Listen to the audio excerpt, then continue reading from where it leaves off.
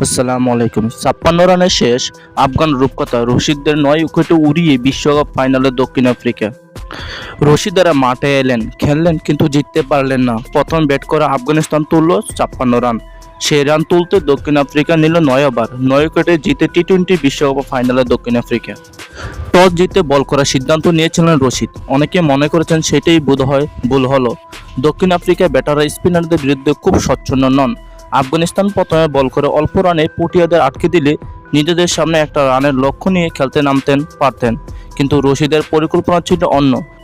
তিনি দলের বোলিংকে কাজে লাগাতে চেয়েছিলেন। পরে রশিদ জানেন তার দলের শক্তি বোলিং, তাই পরে বল করলে ম্যাচ জেতার সুযোগ বেশি থাকবে বলে মনে করেছিলেন তিনি। কিন্তু আফগানিস্তানের ব্যাটিং বিপর্যয় যে এভাবে হবে তা ভাবা যায়নি।